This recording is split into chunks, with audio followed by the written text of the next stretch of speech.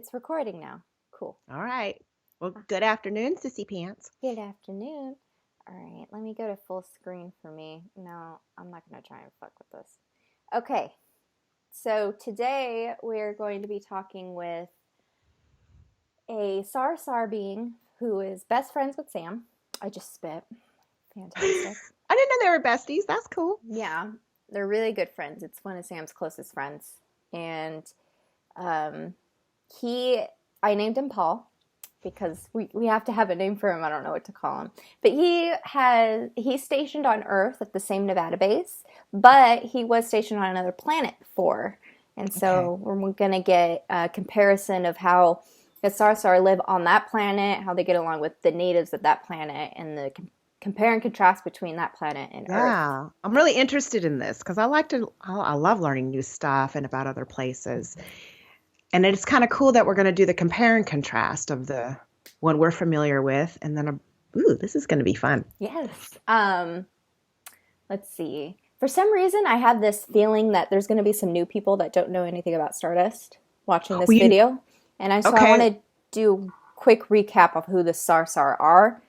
And in your recap, I also want you to briefly talk about April. Oh, yes. Instead of the end, do a little quickie at the beginning. Okay. Go. So the Sarsahr, for people that don't know, that's a name that I made up for them, or rather they helped me make up. We kind of just worked together. Minerva takes the credit for that. Yeah. Believe it or not.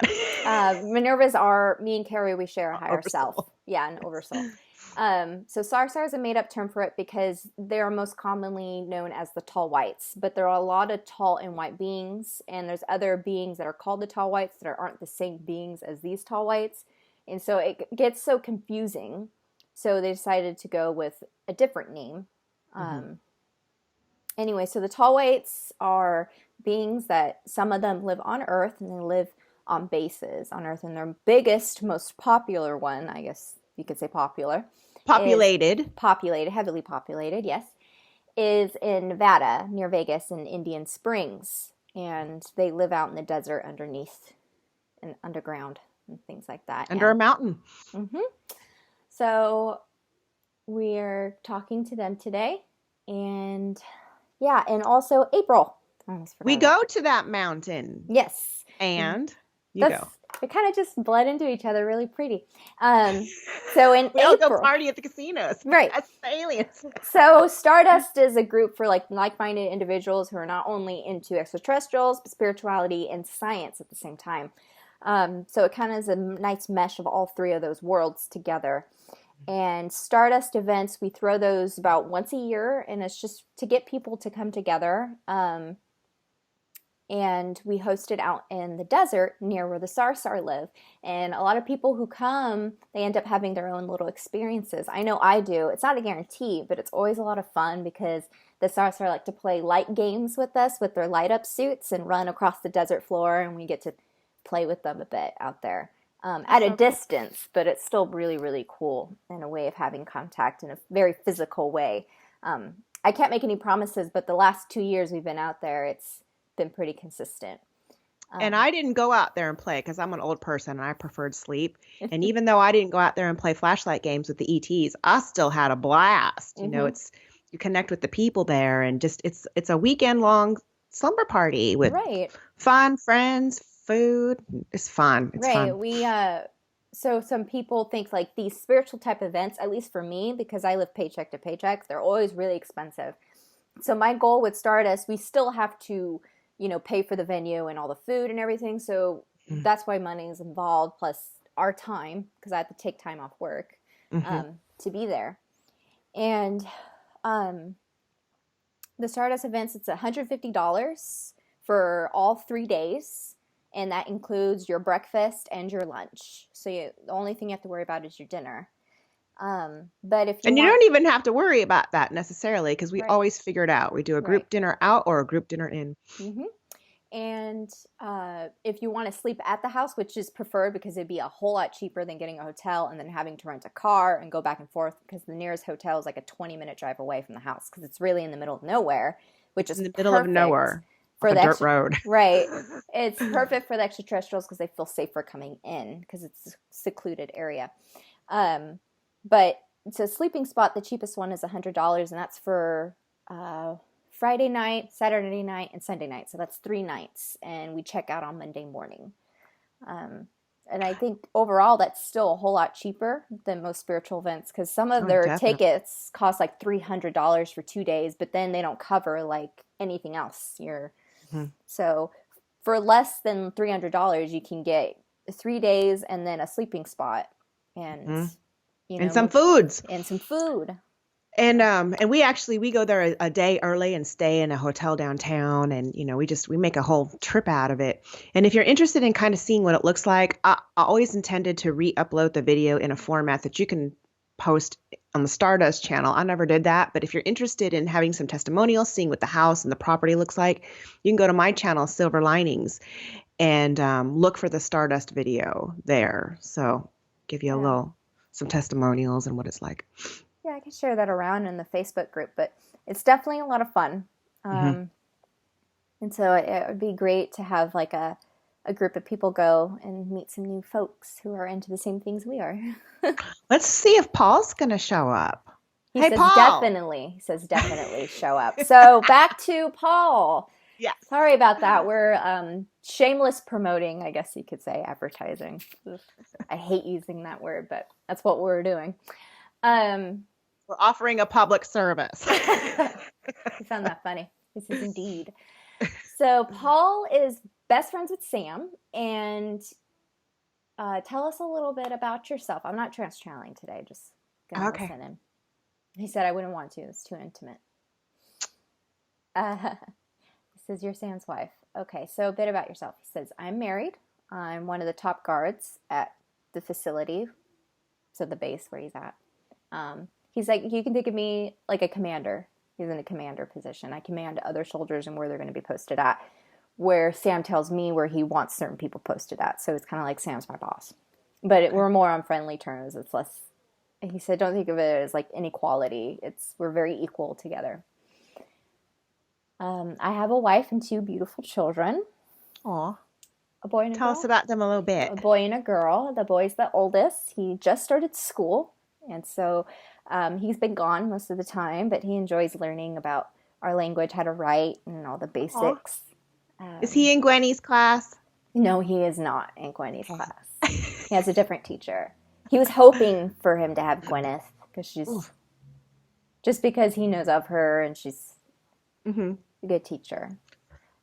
One of the best. And the youngest is still a young child. She's barely learning how to walk. So, Okay. but he says, I love my wife and I love my children more than anything. Like, they are my life. Yeah, it's the way it ought to be. Good boy. So let me get some stats on you. About what would your like human age equivalent be? You like in your 30s? No, that would be way too young. He'd say, Okay. I don't know, mid-20s maybe. Way too young. And then 20s, you went backwards. 30s, you said. Oh, no, yeah, sorry. Wrong You way. meant way too old or something. Okay. I know. I'm sorry. Okay, yeah, I had to gauge it on the age of your kids, and I'm just, I'm totally projecting what I would expect for a human. Are you to have older kids. than Sam? No. Sam's older than me, just by a few years. Okay. All right, so let me make it all about me for a sec. Do you know my spaceman? Because if you're friends with Sam, are you friends with Avery? Sort of. He doesn't come around a whole lot, but I do know him. We've had a few conversations. He's a very strange individual. I was just going to say, has he been an oddball around there? He is, but we like him all the same. Okay, He's a good. bit formal, but his energy I get from him is that I'm not going to say anything bad. He gets a little nervous because I told him how when you allow me to read for you, I feel your energy and there's like no secrets. I pretty much know everything, but it's only if you allow me to. I can't just like latch onto you for no reason. But anyway, it makes him nervous that I can just know something like that. So that is trippy. What do you think of like a human power like that? Is that just for humans, or do you worry about that? She's asking you. He said, I've never met a Sarsahr that can do that. It's quite extraordinary. Well, It's thanks. a little unnerving. She picks up on my feels too and calls me out on it. Sorry. No, it's okay. You do it for good reasons. Um, anyway, so his energy, he's a very manly man. He's a very typical Sarsahr male. Not in a bad way. He's asking Sam, what does she mean by typical? But he's very manly. Do you have tattoos? He says, I do. So it's very rare that Sarsahr men have tattoos. Oh, well, Sam says not so rare, but their tattoos aren't like how we get them, where there's just like tell us about it a then. cute little design. It's men that get them, and it's usually like a sign of like them being a warrior Okay. and who they are as a warrior. You know, like their name as a warrior. Is the process the same? Very much the same, he said. It's almost exactly it. He said, I'd never gotten a human tattoo. Okay, he said that. I know, maybe it's like lasered in or something. I don't know. No lasers, a needle. Yes. Oh, you're so brave. That hurts. He says it does. It takes a longer period of time for ours to heal than yours. Yeah, I got mine done. Have you seen mine? You're so funny. I wonder where my people stand. Mine says, I have no scepter, but I have a pen. And then it has Voltaire's exact signature on it. That's so cool. And you know what? You had such a good idea. It was your idea, but I'm going to copy it. Yeah. But you wanted to trans Sam and have him write his name or in his language and tattoo it. I want to do that with Avery. I want to be branded. Branded. Oh God, Sam. He's like, I wouldn't mind branding you. Right. Okay. But he's very proud he's a very proud Sarsahr. A lot of them have a lot of pride, and that's a very strong characteristic of him. Very proud to take care of his people, that he's in his position that he's in. Takes a lot of pride that he's helping his community, and then a very proud father and husband, and that he's able to provide for them. What is, you told me what your position is, but what exactly do you do? He says, I heard this exactly. I oversee the base operations of all the soldiers. Basic operations of all the soldiers. Okay.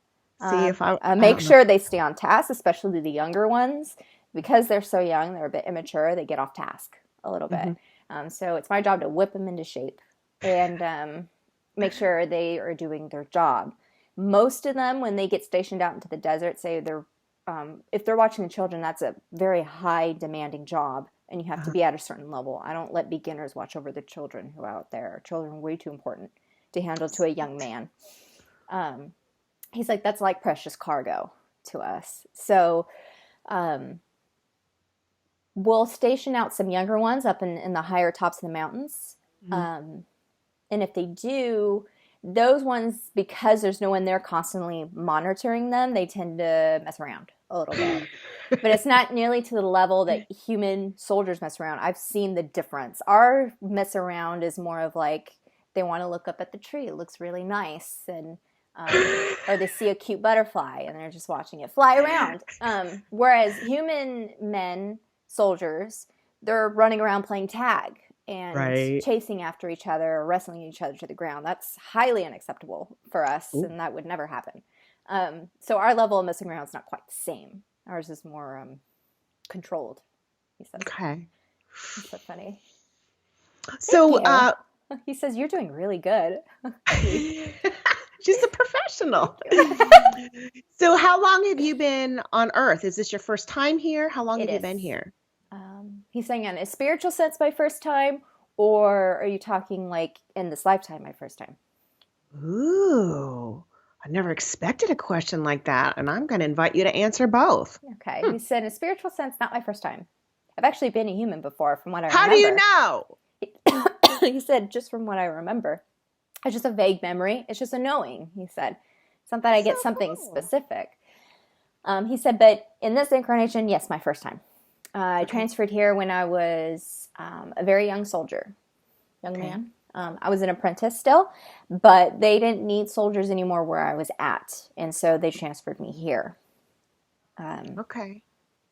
so are your parents here? No, my family's still at the other base, and I miss them dearly. Oh, okay, let's go over there. Where are they? Are they in our solar system or No. galaxy? Yes, in the galaxy. We haven't expanded beyond this galaxy yet. We're still exploring within the confines of this one.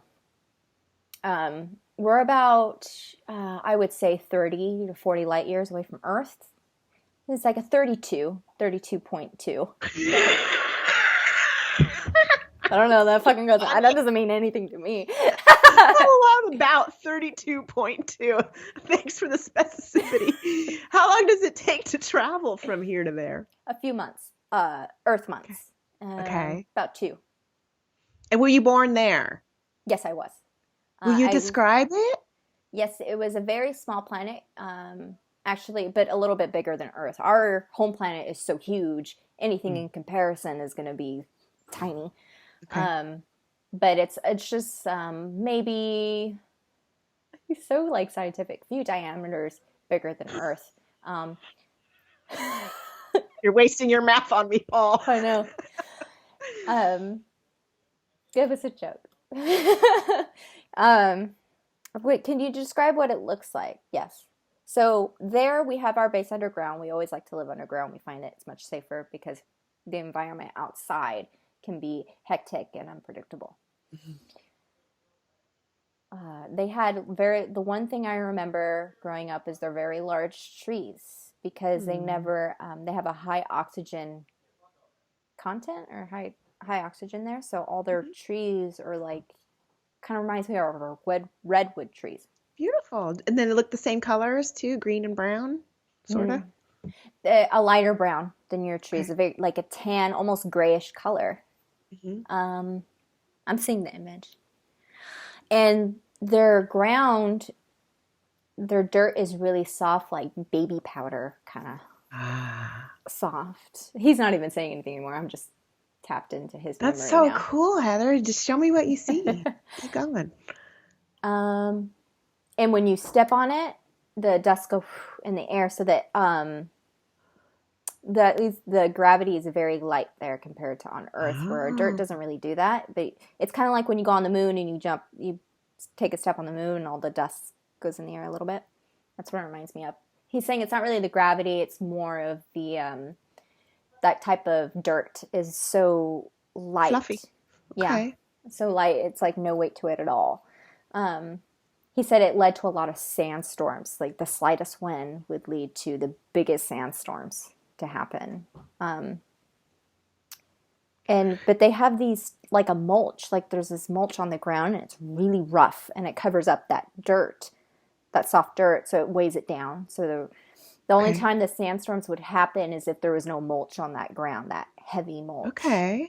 He's saying it's more from the leaves. He's using the term mulch. That's where I'm getting it from. But it comes from the leaves from those trees. hmm And it has like our version of pine needles would fall down too, and it just weighs down. He said it's mostly out in the barren areas where there's not a lot of trees that the sandstorms swept up. So the people that live there, he said, I've seen Star Wars. So it kind of reminds me of that planet where Luke Skywalker comes from, where it's all that sand and dirt. So there's certain areas of Yeah. that planet that has that a lot of dirt, and the people kind of cave themselves into the mountains Uh-huh. areas because it's the most sturdy part. If they were to build something, it'd be swept and covered in the sand, the huge sandstorms that would happen. So they build themselves into the mountains, their homes. In And other areas, they'll build it on the ground okay. because it's safer to do that. On the ground, you said? Yeah, on the Or- ground. okay.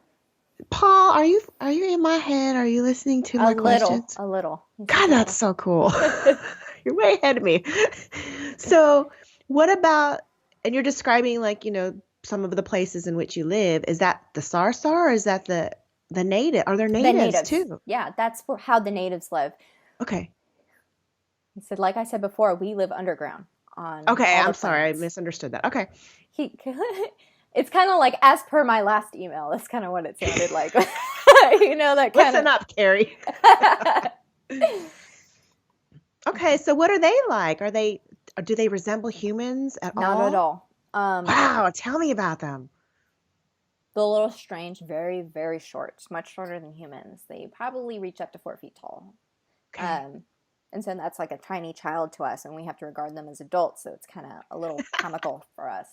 Um, but they, ooh, show me an image. Like, think of them in your mind, and I'll just, oof. They kind of look like humans a bit because they're ugly. Oh, that's me! He said that? No, no, no, me, that was me. You think humans are I do. In comparison to everything else out there, we're kind of hairy monsters. That's true. We're little apes. Little apes. Groomed apes. So they have these curved backs, and I'm going to get into that. He's getting into why they look the way they do. Okay. They have these curved backs, and then they kind of droopy arms. Kind of remind me of a chimpanzee. The way they hang long hanging arms. They have huge hands. They're very brown. All of them are brown, like this dark brown, but it's almost like a grayish tint to it as well.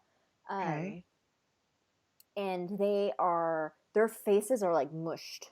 Like they have eyes and a nose and all that, but their nose is kind of flat, kind of like a chimpanzee. Wow. And it's mushed, and it looks like there's little rolls going. It's like those weird. dogs, like those Shar-Pei wrinkly dogs. Yeah, like okay. Oof, yeah, like that. And their ears are small and close to the sides of their head, and they have barely any hair on top of their head. It's kind of like mine, but thinner. My hair's really thick. The bow. And they wear these sound so weird. But they walk on 2 feet. But the reason why they look the way the women are actually don't have as much droopiness to their backs. They're a little more straight up, a little more slender. The men they're very wide, and so their body's built wide. Whereas us, we're more long. Huh? They're wider. But the reason why they're like that is because throughout their evolution, what they would do is they would move the big rocks. I guess they have these huge rocks, I guess. Okay. And so their body's built to be able to be really sturdy and move things. But they're very peaceful, he says, and kind and giving. And he said it's almost like they're very naive because, and they're lucky that beings that came into contact, they were the ones that reached out for contact. And, because they had the capability to be able to contact things off their planet, kind of like a satellite. Okay. And we came, not us specifically, but the Council, the Galactic Alliance. The UFA. The UFA came quickly. They always are on the lookout for beings that make contact because they want to be the first ones. It's almost like a race. But they came, and so now we're giving them technology. We've really helped their society become more advanced and better ways of living for them. And I know that there's been, technologies traded with humans, but you guys are still like, under the radar and you don't exist officially. How about over there? Is it like everybody's... We exist officially. Sometimes they'll see us, but how they want to live is together but separate.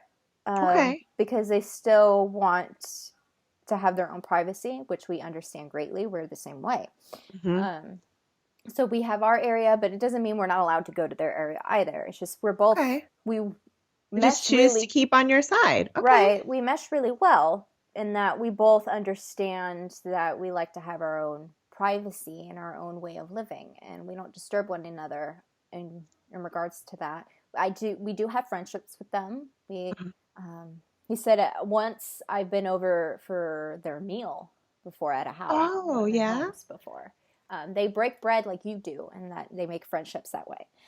But their food is very hard for us to chew. It's very coarse. I couldn't eat it, so we had to bring our own food. But it's just, we have no need to, whereas humans visualize beings living amongst each other equally. Mm-hmm. In most cases, that's not how it works on those planets. Okay. Usually you develop a whole different base like that, and there's many different beings that live on that specific base. But if there's a native of a planet usually you don't walk amongst each other, so like live amongst each other. I want, like, for instance, he's saying I wouldn't want to live like a human does in a Okay. house and things like That that. makes sense. So we're not all hanging out at the Star Wars bar then. That Right. part's mythological. He Got said it. somewhat, yeah, except if there's like a spaceship, a community spaceship, he said I guess you could call it that. Okay. Then And yes, how?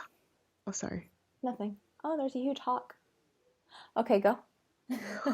What about how did your like biology acclimate in that planet as It opposed to this planet? it was really harsh. On Earth is so much easier. I can breathe Oh, so much really? easier here, but it's still a little difficult, especially when I get higher up in elevation here.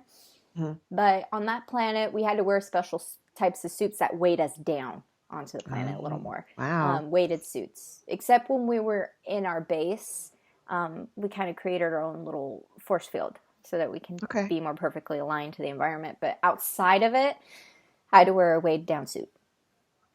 That's one of the most significant things that has stuck with me. And I think it was Sam. I'm not sure which Sarsar said how much we don't appreciate or just, just letting us know that how lucky we are to be born into the planet in which our body was made to be in. Mm-hmm. We just completely take that for granted. It's Right. interesting. He says, one of my dreams, and I think Sam shares the same dream, is that I want to go to my home planet just to feel how easy it is to just exist there, just to Mm, know that feeling of not having to try. it hurts my heart for you. Hang on. He says thank you, but you don't have to. I can't. Okay. Sorry, I was really moved by that.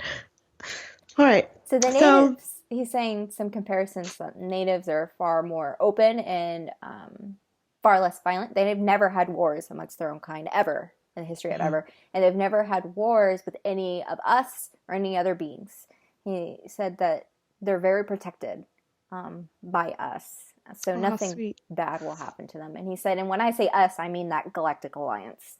Okay. He calls it an alliance. He said, I find that better suited. Um, so I just totally derailed Oh myself my with those big God. feels. He was What? just saying that they don't even have weapons over there. Like they have tools that they use to with help creating things and building things, but they don't have any sort of weapons. I love that. I kind of feel like I identify with them because call me naive, but I don't have like a worry bone in my body. That kind of stuff to hurt another person just doesn't even fall into my brain. Hmm. Okay. So what's your question? Did you have one? I lost all my questions when I started crying. So, okay. Well, how about animals? Are there animals on that other planet? No, there's not. There's these little like large insects that kind of look like rodents. Hmm. Um, but other than that, no. Was that a planet that they got killed off or that they just never grew? He said, I actually don't know. I never bothered to really ask. All I knew was just that, oh, I don't have to worry about animals this time on this place, you know. But I came to Earth. He said, I never, because our planet doesn't have any animals either, our home planet, and Uh-huh. then that planet didn't. So I didn't think anything of it. I didn't think to ask if that would be the Right. same story.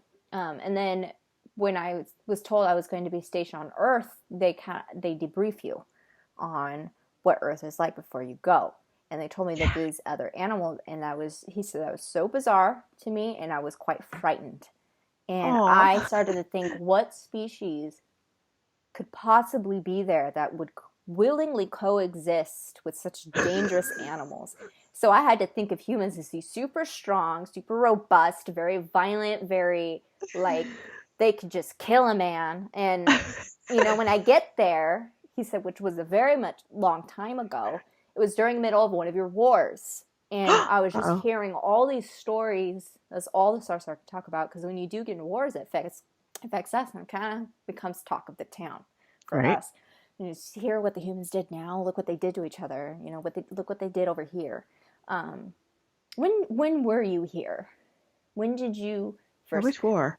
Which war was it? He's like, I forget which one. There were so many. It's so bad. Was it World War II? Was it before World War II? I think World War One. It says. I think it was Okay. somewhere around there. World War One, World War Two. Um. Wow. No, no, because Before World War that, Two was in the early 1900s. it had to be like maybe the Civil War or some shit. I don't No, he know. would have been born during the Civil War. Math. Who was fighting with whom? They were like, we don't even know. We don't know. You're all the same to us. One over there was fighting with the other one over here. Who was president? Oh, okay. So it had to have been like the Vietnam War. Okay. Like the 70s. It had to be the Cold War or the Vietnam War. So God, that's just like a couple months back for them because their time's so different. Yeah. That's Eisenhower. so interesting. So when you did get here and you started to discover about the animals and stuff, did you change? I mean, did you get less fearful? I mean, what happened? How did you feel He okay with said, no, that? I got even more scared because Oh no! he said it's actually kind of a funny story when I look back on it because now that I have a friendship, he's like, at least I hope it is a friendship. He's looking at me with a human. Yeah, I think of them a little differently. Oh, he says, you're gonna make me cry. Hold on. He says that to me, he says, you've really helped change our perspective of humanity. Thank you. Anyway, I don't like to cry or show my emotions too I'll much. try for you. That's so Anyway, sweet. he said when I came here, I was a little hesitant at first because I'm hearing about all these animals, and I'm like, and you're thinking in your head, what intelligent species can withstand something like that? You know, be strong enough. For us, we were so weak compared to the animals Right. on our planet. That's why we had to pretty much kill them off. So I'm thinking a monster, you know, like something big. I didn't really see what they looked like, what humans looked like. We just were told, we weren't shown pictures or anything, not until I got Wow. there. So I'm just imagining in my head what they look like, and I'm thinking, because all I had was these natives I could base them off at. I saw the same exact thing, but taller and bigger. And he said, he really likes the superheroes. Our superhero. Ah. He's like, I was imagining the Hulk. The Hulk, right. So he's laughing at himself. And he said, and then I get there, and, you know, the debriefing room is our first, not contact, but our first visualization of what a human looks like. We see a picture of one, totally different from what I was expecting. He said, first off, I thought a picture of the woman we saw was extraordinarily beautiful. It was so different. The Was it me? curves, it's the curves. He says, no. He says the curves were Wow. lumptuous is what he says.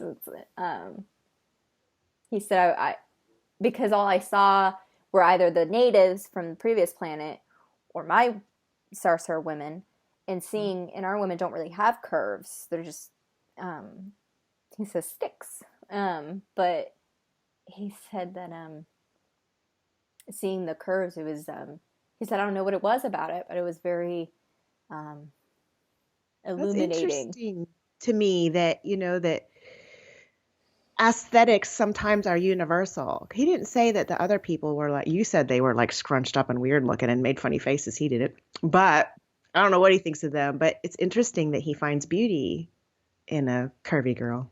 But when I saw the men, the picture they showed was to me, a buff one, a Mm-hmm. really buff human man. And I know not all of them are like that, but that was the one they showed us because that was the ones we'd mostly be around because the Right. soldiers. Mm-hmm. And I was very much intimidated. Uh, and then they told us about the different animals that we'd be exposed to in that desert. They didn't really tell us about all the other ones. I mean, we could find out on our own if we wanted to, but they only told us on a need to know basis. So the coyotes, Mm-hmm. the bunnies, which they said to him that the bunnies weren't dangerous, but and might as well be dangerous to him because he's not used to that anything. Oh, That right. Those are some big bunnies out there too. told us about the insects, the snakes. He said the snakes Yeah. were terrifying to me, and I was scared to even go outside because I'm like thinking snake, snake, snake. And Heather too. yeah, we have that in common. He's like, it's calmed down since then, but it's still nerve wracking that you have such dangerous creatures and you just let them be there. He said that just still, I can't comprehend why you just let them be there when they can just kill you. And he said, I that's love that just, part about humans. I love that he for says, all of I our don't, wariness, we like to live and let live when it comes to the animals. except for each Unless, other. right. But he says that that's when he said that's what I love about humans. He said that's what I don't like about humans. He said, I get it's your planet, it's your decision, but my God, I hope you choose to just at least, kind of dwindle down the numbers a bit. He said, that's probably going to sound really mean because I know how much humans love their animals. He said, but understand where I come from. It's totally different philosophy. Yeah, I absolutely appreciate where you're coming from, but sorry, we love our puppies too much. He said, puppies are okay when they're babies. I don't want to touch them or anywhere near them, but I'll look at them. Yes. Dogs are very intelligent. He said, you have some intelligent animals. And he said, and I'm surprised you don't find that intimidating to have another animal of greater or almost catching up to your level of intelligence. What's going to happen? That's a concept right there. We've never really thought about if dogs got smart enough or another animal to kind of give us a competition. Right. That's a thought. Yeah. So he's like, I'm surprised you've never really thought about that. That would be all I'm thinking about. He said, then again, I'm not used to animals and you are, so maybe a little What about different. your kids? Do you feel like they have a different attitude because they've grown up here and Somewhat. I know They they're not in like a human. my daughter loves butterflies. Anything that moves and is pretty and fluttering around. We have little toys to move in Mimic front it. of her face, and she loves it. She likes lights, bright lights, moving around. So we have this light fixture that makes these circles that go around. Huh. Sam's saying Alice has the same thing, Aw. and she likes to try and catch them. She can't Uh-huh. catch them, but so my wife, what she does to make her happy is gives her a ball and makes it pretend like she just caught one of the lights. Oh, you froze. Sweet. Okay. I have a question. I don't think that this is possible, but I'm going to ask. Are babies, like Sarsahr babies that are born in a certain planet, do they adapt at all? Do they what I mean? Is it easier on them than it was on He a said that there's non-native? no fact to back up that they Uh-huh. physically in any way adapt to that environment. Hmm. Because evolution takes such a long time, we won't foresee any of that progress until thousands, maybe millions of years from now. But he said that Hmm. I think that they do adapt to an emotional degree and a mental degree. Right. They don't know anything else, so they don't have to miss something, Right. maybe. I don't know. He said we still teach about our home planet and what it's like, and whether or not you've been to your home planet, there's this part of yourself that naturally aches for it. You don't even have to be taught about it for that aching to happen. So that's something that you as humans are very fortunate to not have. It's a very specific kind of homesick. Yes, I've heard that before. It makes me feel like almost a child that's adopted that's always looking for their natural parent. Even though they Yeah. have great adoptive parents, there's that piece He says inside of them that, it's a great comparison. That's a great one. yeah. There's something else he was saying about the animals, about the war. So what happened? So you learn about the animals, the snakes. He says, I'm still terrified of snakes. Um, Sam's laughing. He's like, yes, because if he goes by a rock and he hears because he knows they hide under rocks, Sam's laughing. He says he hears the slightest sound. Doesn't even have to be the shaking rattle sound. Slightest sound, his friend jumps out of the way, like freaks out. I don't mean to laugh, but it's funny. I know. This grown soldier, strong Sarsahr man, scared of snake. So they're terrifying. And they're I so would be fast. scared too if I saw a wild snake. I can't identify them. Yeah. Ugh. He said they're so scary. And they come out when we come out. Why can't you be winter creatures? And then we be the summer ones. Anyway, he's talking about so the war, how did you hear about the war? And he said, so all I knew was how strong the humans were. And then we hear they're in a war. And we're being warned they're in a war. And my first thought was with another species, entirely off planet. I'm like, these poor people, we have to help them. We have to protect them. He's like, in fact, I got angry. I'm like, because you're not as seen as technologically or that advanced compared to our defense, but we're right. fighting ourselves. So he's like, I'm getting there. So I was just like ready to just go up in arms and fight for you guys. And then you're freezing. It sounds so weird with your laughing because it kind of like slows down. So you sound like a scary like monster to me. My Muttley laugh mixed with my bronchitis. Hold on. I know you're freezing too. I see you like this. Oh, I'm sorry. This is so annoying. I don't know what to do. But anyway, you're still frozen. Now you're frozen like this. Your video left. And it came back. You came back. Yeah, okay. Well, your phone rang and I had to answer you. Okay. Fuck. Here we go. Is it still recording? Yeah, it is. Okay. So he's saying that when I found out the man that was debriefing us, he was the commander at the time. I took his position because he retired. He was saying, yes, they're at war, but with each other, with themselves. And he said with themselves. And to me, I was like, wait, what? He's saying, like, I don't get that. He's like, I couldn't get it first. It took me a long time to work my mind around the fact that there's a species that kills their own kind. And wow. And then I was just thinking, oh my God, not only he's saying this is going to be really mean, but he said not how stupid they are and how very frightening they must be. If they're going to kill their own kind, imagine what they're going to do to me. Right. They don't even care about each other. I'm not terribly offended. I'm laughing. And so we asked them, what are they fighting over? And the soldier said, this time, I don't know. And I said, this time? What do you mean? There was a last time? And he's saying that this soldier, this commander, has been on Earth his whole life. Mm-hmm. He's been alive for like 600 years or so. So he's been around for some time. He said, I lost track after like the fourth or fifth war. I just decided not to care anymore because it's always the same thing. He said either they're fight over religion, and he's saying I didn't understand what religion was, or it's money and power. Right. And then we had to understand what money was and what currency was because we didn't have that. And he said all of it seems so trivial and stupid to me. I thought maybe it was fighting over, what was right and what was wrong. And it's entirely up to what right and wrong is depending on which team you're on and what your perspectives and what your fears are. Right. So he was like, they weren't fighting over, you shouldn't kill people, or this group says you should kill people. He's like, it wasn't like morals you were fighting over. It was trivial things to me that were trivial and stupid. Mm-hmm. I agree.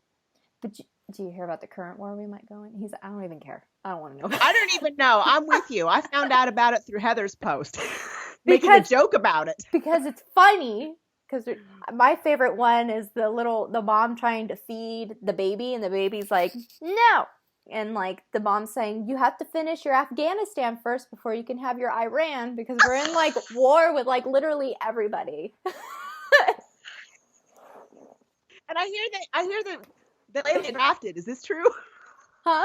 What is this? Girls are getting drafted now. Layla's going to get drafted or something. No, they haven't finished girls in drafts. No. They're they say it's unconstitutional that only men get drafted now, but they haven't figured out specifics on the female drafting. So until so they want to. They want to. They just haven't. Out yet. Yeah. Don't worry, Layla. By the time you're 18, they'll have it figured out. Who's that? She could just get pregnant. She'll be fine. Just get pregnant. Yeah. For once, you want the teen pregnancy. Yeah, I know. For once. But yeah, that was off track. They're funny. Even if you agree or not agree, you gotta admit, those memes are pretty fucking funny. They are funny. I started sharing them too, even though I'm completely clueless about They're them. fucking hilarious. They're so Mhm, funny. mhm. Um, Leave it to us to find the sparkle in a war. I know. The memes. It's the memes. The light behind the dark. You don't know what memes are? Oh my god. Oh, she's gonna educate you. I'm gonna Don't show worry. you the wonderful world of memes. And then you can pass on Sam's favorite, the vines. It's funny because he hates vines. Now he wants to know what vines are. Oh, you gonna learn today. You gonna learn. You straight boy. So, Paul, have you heard about the Stardust event in the desert? Are you Yes, and excited I'm for it? looking forward to it. Me and my wife are both looking forward to it. We might Okay. bring our son because he's a little older and can handle being out in the desert. But if we do, we'll have to leave early because he'll get tired. But I can't we'll stand. we have to get a babysitter for him for one of the nights for sure. Oh, see. Bring your best flashlight. I'm gonna look out for you. I will sleep to come hang out with Paul. He said I might be brave enough to come a little closer than Sam even. He's teasing Sam. Oh, all right. All right, yeah. Don't fear us. The snakes are still out there, but don't fear the Stardusters because we're excited for this stuff. He's excited. He's really excited. He said it'll be my first time participating in the event. Oh, okay. So you were on base the other times. You just didn't come Yeah, to the park. Okay. right. I grew a whole new appreciation when I met Heather. Oh, is Heather the ambassador? He says I think of her as one. I do too. She's owning it finally. Isn't she awesome? I love that girl. I'm not like official, you know. That's okay. You can be the unofficial one until they make it official. I don't think they'll ever make that won't be that's not a thing. That's not a Then you thing. embrace your unofficial ambassadorness. He said that there's no other human that's been like this for us. So he's saying you're You're an it. ambassador in all of our eyes. Even the ones that don't particularly care for humans still, they still see you as the ambassador for the humans. Like it or not, there it is. You're it. That's For something the special. Sarsahr race, not for, Right. you know. Not for But the that entire. I don't when I say that I don't like that only because I don't want to give off the impression that only I am somebody who can give out information about them. Because Mhm. that's control and ownership and that's what I want to stay away from. That's why I don't like to say that because I don't want people to think Okay, that. well, you know what? But you still got, I mean, you're doing the Stardust videos. You got to know that you do represent. So, I know. and I hear what you're saying. You don't want ownership. You don't want to be like the queen of the Sarsahr connections. You're I right. get that. Yeah. Because I'm not. Anyone can do this, you know, and I You don't really get that. You don't give that impression. You okay, don't. good. Because I encourage people to share their experiences and stuff, and it may be really different or go against. There's some things just go against what I've been told. Hmm. But who am I to say, Yeah, you're you right get or to have wrong? your story, and just Yeah, like they get to have their story. I get that, and don't sell yourself short because I know what you're saying that you don't want to have that, that put yourself on that pedestal.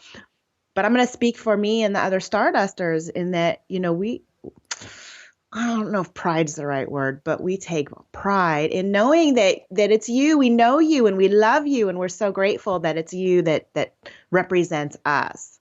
So even though we have other representatives, we just started these Stardust videos, so we're kind of the mascot in a way. So thank you for being actually, such a I good have rep. our unofficial Stardust representative, the alpaca corn. Oh my gosh, I have something that I need to show you. I shared this on Stardust group a few years ago, and it's the alpaca corn. It's the Stardust mascot. He's so cute. I got something too.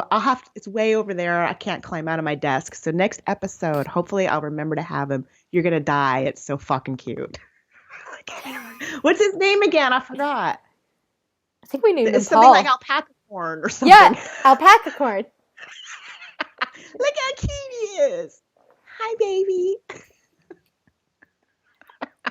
Sam, she's such a girl. Or no, did Yeah. Paul say that? Who said that? Paul. I am. He said it like a Sarsahr woman. He's been watching me. Like, he's been tapped in, like, since when I left to the post office.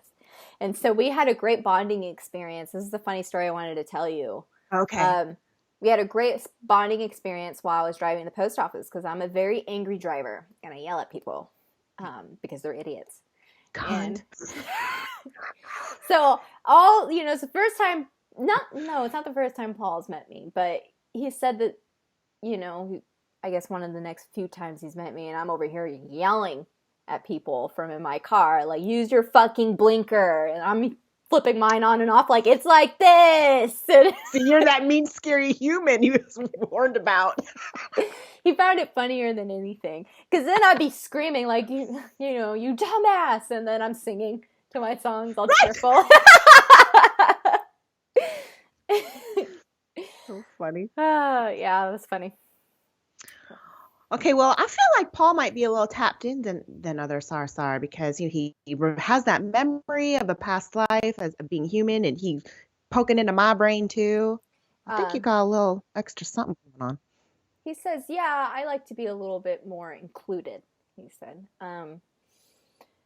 said that it's no different than how a human would be able to just intuitively know things. They just have knowings. That's more of like what I do. I just have knowings. It's not that I'm reading your mind, because no Okay. Sarsar can do that, except when we have a specific device on their helmet on to Right. do that. Right. But I can kind of get the feeling of what you're thinking in your head. And he said it's similar to how I feel energy then. It's like All you right. translate that energy. But yeah, so it's like the same thing I do. He says, okay. Well, if you All didn't right. have any more questions for him, I think that pretty much sums No, up. I think we had such a good episode. You gave us so much interesting stuff. I loved hearing about that other planet that you were on. Thank you for that. And all of the observations and the way you just couldn't fathom the way, what Earth and humans and animals would be like, and And us and our such food for wars. thought. Yeah. Yes, that was really interesting. And that, I think a lot of times about how sometimes we are in a box. I'm there right now trying to climb out of my box because we've been told from our guides that we're going to learn new ways of everything. Forget the old, we're in with the new. And so I feel like we don't even know what to access. We don't know what's outside that box yet. And that was a really good example of just, it doesn't even occur to him that humans would war against humans. Yeah. So interesting. All right, Paul, I'll see you in a few months. All right. He says, sounds good. Thank you, Okay. ladies. Thank It's you. been an Say hi honor. to your family. Okay. That's So, yeah. Are we still recording? Or you want to end it? Or No, I'm done here. okay. All right. Did you want me to end the recording and then we talk after? Or Yeah, you can do that. Let's have a little visit. okay. Bye, Stardusters. Bye, Stardusters.